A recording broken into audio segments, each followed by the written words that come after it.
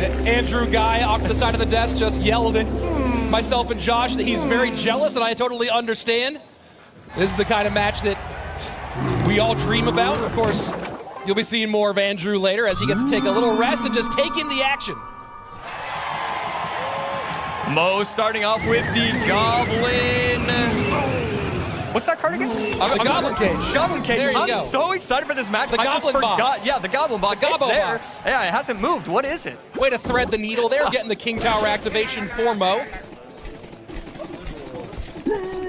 So feels like maybe Ram Rider from Mugi here in game number 1. We did see it from him earlier today, and there it comes.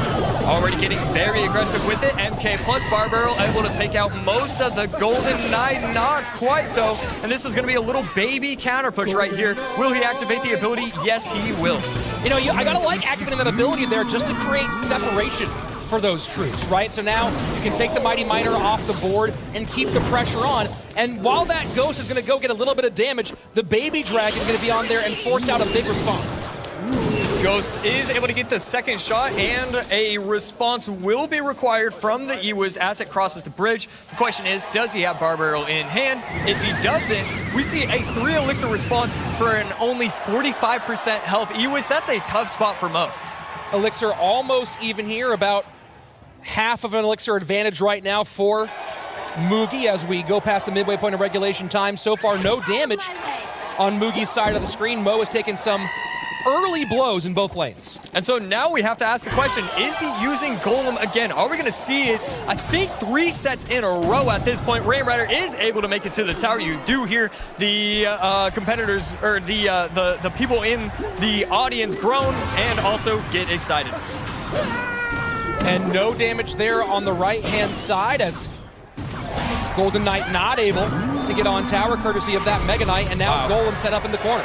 Wow, I mean, all of these players must have had just a talk with each other and said Golem is the win condition of choice today, and I love it. I just love that card.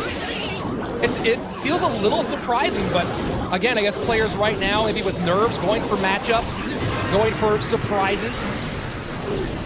And so now we have to see what the spell is for Muhammad Light. If he has Lightning, these Mighty Miners will be able to provide value, but we're going to see the activation of the ability get the most amount of value. If Lightning isn't in hand for Muhammad Light, the Mighty Miner will be able to just stack and do a bunch of damage to these golems. Cage will go down a little early there and let that Ram Rider sneak right on through. NATO not going to do enough here, and that's a big blow struck by Mugi as we go into sudden death. Yeah, I mean, Mugi was able to win this matchup just 20 minutes ago, and right now, it seems like he's figured out how to play this matchup. I mean, these golems are not getting through. This pressure is incredible to watch. Oh. Wow, It's the extra shot. splash damage from the Royal Ghost, and things continue to be tough. What does Muhammad Light have to do to break through here? I don't know. One thing I would like to point out is I think the Mother Witch is kind of a scary card to use. It just does not have the DPS that you need. The Golem will be able to get one swing and a great Golden Knight dash. That Mother Witch was a mistake. He had no DPS for that Golem. And the lightning in. Golemite's going to take a lot more damage, and suddenly Muhammad Light roars into the lead as we get very close to our final minute. 772 to 1200, but this is the most important thing. We see the Ghost cycled on the left side. We see the Mega Knight cycled on the left side. He can't go same lane. That is so dangerous and such a good spot for Mo. Wow. Wow, and Mo just says, hey, fine, I'll play you in this lane now. I have the advantage on that side. You're not going to get past me here. Golden Knight, Cannon Cart, everything trying to push all this together. Golden Knight dash on defense, Mega Knight at the bridge. And this is the scary thing. Okay, he cannot use the cage because he needs to save that card just for those Ram Riders. Cannon Cart and the very nice NATO as well. Look at the right side. Will be able to hit the tower. Not yet. And this is 30 seconds left and a big lead for Mo. Mega Knight set up low, 25 seconds remaining. Golden Knight does not get the dash. Ewiz picks up high. Cannon Cart on the right-hand side. If that Ram Rider comes down, do we see a lightning? I mean, this is the push. Can he get what he needs? We see the lightning coming down on top of the Ram Rider. It is going to stop it. Mo should win this game. Wow, Muhammad Light comes comes from behind, courtesy of a Golden Knight dash, and now he is one win away from our top 3. I mean, right here, we see his hands shake in excitement, this time not nerves. He is one game away. That Lightning, that Golem on top of the tower, it went from 2,500, wait a second, triple digits now, down to 990. That was such a quick turnaround, and of course, we just saw, as you mentioned, Mugi do a great job in that same situation. What's the difference maker here? I mean, okay, so what...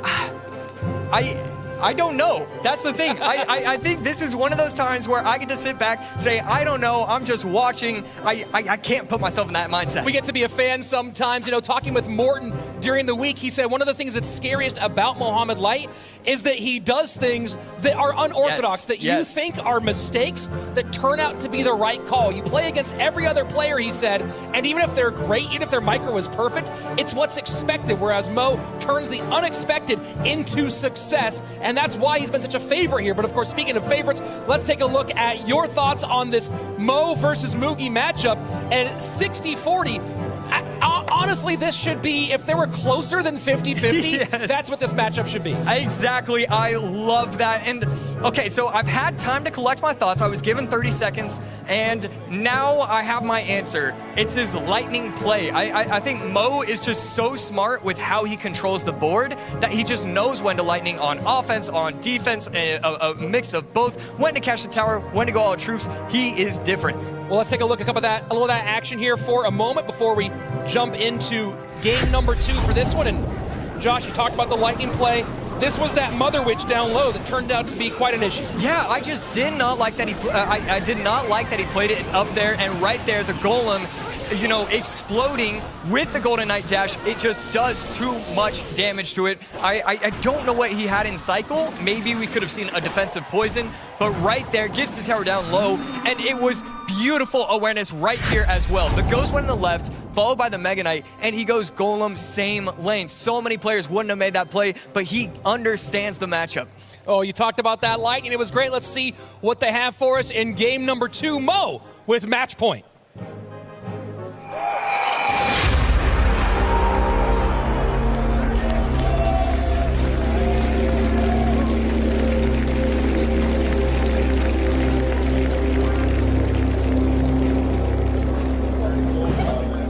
And Fire Spirit to start here for Mo, picked up by the Ice Spirit from Mugi. And Mugi going drill here in game number 2. Followed by the wall breakers. They're not going to go same lane, instead going to split. Not going to be placed in the back, just at the bridge. We've seen a lot of split wall breakers in the back. Mugi starting his own meta, just recovering what used to be so common. And Mo with a bit of a smile there, Josh. Any thoughts behind that? Mo with a smile. Okay, let's see. The Miner plus the Mortar plus the Fire Spirit. I mean, all of those kind of match up well. Maybe he's chosen a different spell, or maybe he just knows that the Archer Queen is going to be putting in work throughout this match. Fireball for the Archer Queen. She takes one more shot, but will stay alive. 28-20 on the left-hand side. Fire Spirit for pressure on the right-hand lane. Dark Goblin does its job. Great use of its ability, able to take out the Ice Spirit, plus the Dark Goblin, plus one of the Wall Breakers. With the help of the Log, the Wall Breakers will not be a problem. So now, with 2 cards left, Mohamed Light, I think it's going to be Valk, and, you know, depending on the spell, he could just be in a really good spot just to defend over and over from the Wall Breaker drill spam. And Miner this time going to that outside spot one more time. Pretty clear now. No NATO. Had to expect that after he saw both the drill and the wall breakers. At what point do you expect to see Mo start varying position? Yeah, that was just a weird position in general. I'm surprised he didn't go right side, but, you know, this is why it's so fun to watch Mo, because he understands, oh, you know, Inferno Tower reaches, but I'm just going to be able to get poison value. It was so cool to see him make that play right there. One wall breaker missed, does not connect by a hair. And Valkyrie plus guards will go the opposite direction. First 2 minutes away into double elixir time. And at the moment, Mohamed Light with the game and damage lead. Look at the guard trying to make its way to the Valkyrie. Will not be able to reach the tower just because he took his time. And that's 3 guards coming down the lane. Archer Queen placed at the bridge. Not a lot of elixir for Mugi, so this isn't really that intimidating of a push. And notice how Mo is continuously playing the Fire Spirit plus Log as the drill defense as opposed to a lot of Valks as that drill defense. Thoughts on that, Josh? Sorry, I actually did not hear your question. I saw 2 mistakes made in a row by each player. I've never seen that between these 2 players. Well, they'll probably clean that up as we go on. Log to work. Now Valk will go back. Guards to make sure that the Goblins don't get on tower. Constant pressure from both players, and we are looking at 2 fairly healthy towers from the both of them. I mean, this is just perfect offense, perfect defense, and neither one is giving an inch. Archer Queen will take the Inferno Tower off the board and create a bit of a counter push here. You have to assume that wasn't a prediction, but at the same time, it just could have been right there.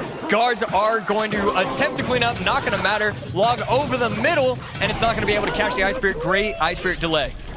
Drill plus Valk right-hand side, Wallbreakers on the left-hand side. Mortar takes care of the middle and holds on, gets those Goblins off the board as well. That Mortar just did triple defense. And right here, I mean, you have the poison, so the poison is putting in a lot of value. Oh, right there, Valk placed just in time. But this Archer Queen is still getting so much value. Ice Spirit to try to protect the Dark Goblin, and that was such a smart log. He knew he was going to protect the Dark Goblin, so he still used that log even when it looked like he wouldn't need it. What does Mugi need to do here in this final 70 seconds to turn the tides as the Mortar connects on the left? Well, right here, Mo needs to protect this Mortar. That is what we are going to see. Fireball going to come down, and Mugi cannot afford to make any more mistakes. These miners, these poisons, I mean, we are going to see a tower down to 700 guaranteed, so he needs to get 2,000 HP worth of damage to have a shot at winning. Guards at the back, Mortar high, Log plus Guards do clean up, but give up some significant damage, 23-35, and now Miner plus Poison as Mo does finally begin to vary that position. Mortar connection on the right-hand side, 36 seconds left. Valk placed on top, not electing to use the log, instead going in with the Valk so it would slow down the push. Fire Spirit played to perfection, no shots from the Goblin, 1379 to 2310, 1,000 HP with 22 seconds left. High Poison to control the This action. is a Mortar. And the fireball in. Will it make enough room? No. Goblins don't get on. About 500 HP separating. The poison down. That's got to be it. Miner has to be it. Can the wall breaker sneak on through? Mortar high, and there you have it. Mohamed Light gets revenge in 2022 and is now 1 win away from the grand final. Well, you were wondering why he smiled when the game started, and that is why. Perfection right there. He knew the matchup. Miners plus Poisons. Brilliant defense. Brilliant set.